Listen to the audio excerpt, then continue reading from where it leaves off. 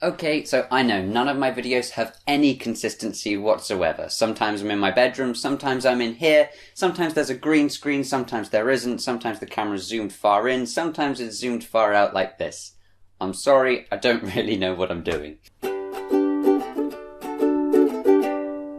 So first up, I'm just going to say that this review will probably have quite a lot of crossovers with Batman vs Superman, because let's be honest, they are the same film. It's two people who shouldn't be fighting each other, punching each other in the face. You can call it a different name, you can shoot it in a different way, you can add more jokes, you can make it more dark, but at the end of the day, it's the same story.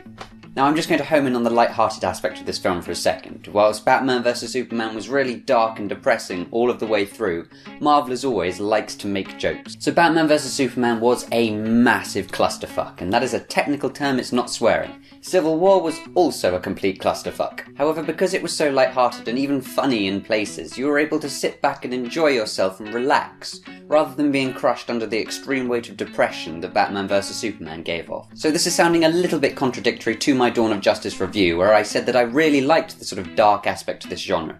And I do, it's really effective when it's done simply. That film was not simple. So back to Captain America Civil War, and I'm going to launch straight in there and say I really liked this film. It's not perfect by any means and has some serious problems, but as a whole it was really fun. Firstly, it lurches around the globe way too much with absolutely no purpose whatsoever. They go from Nigeria to America to England for a bit, then they went to Germany, then they go back to America, then there's Siberia, then America again, then Germany quite a lot, and then off to Siberia finally. No! God, please, no! No!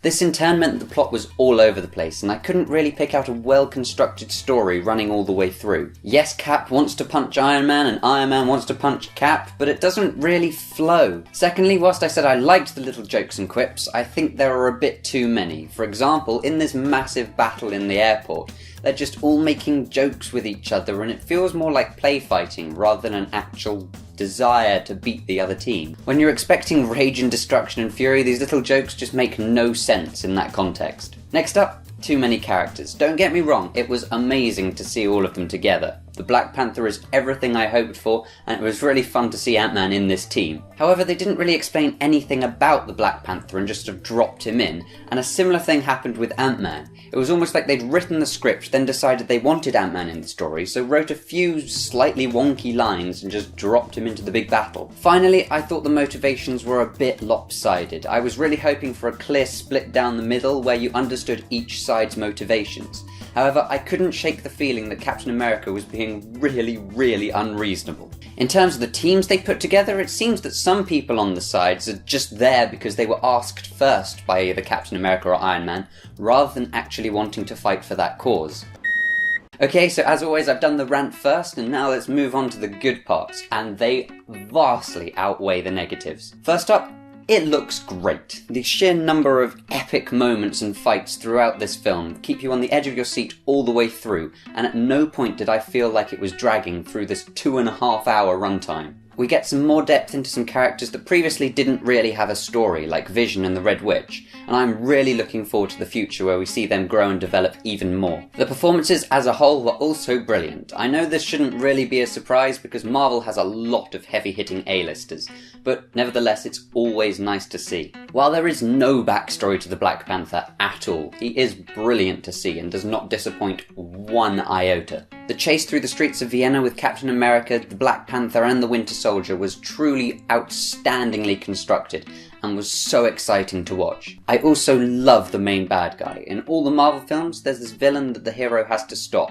In Civil War, the villain is very understated and his backstory is just complex enough to understand his motivations and leads up to a really interesting clash at the end. So saving the best for last, and Spider-Man is in the Marvel Cinematic Universe, and he has single-handedly become the best character that they have.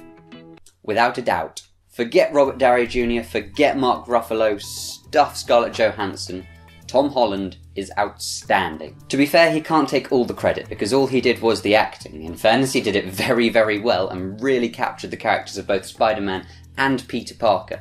But the real credit has to go to the scriptwriters. In just 5 minutes of Peter talking to Tony Stark in his bedroom, they managed to create a more complex and well-constructed backstory and motivation than we've had in 5 films in the past 2 decades. The casting is also brilliant. He doesn't look like a 25-year-old man like Tobey Maguire or a Hollister model like Andrew Garfield. He actually looks like a teenage geek who is trying to make the world a better place with his new powers. The way he fights looks like it's straight out of the comics or the cartoons, and his little quips don't seem forced at all during the big battle, because he's Spider-Man, and he's supposed to make little quips. In fact, every time he said something during the battle, I laughed out loud. He was just so funny. He is the Spider-Man that everybody has been waiting for, and I cannot wait to see him in his solo movie. So all in all, Captain America Civil War was a fun, enjoyable mess of a movie that had me smiling with excitement all of the way through. As such, I can say without hesitation that Captain America Civil War gets an 86.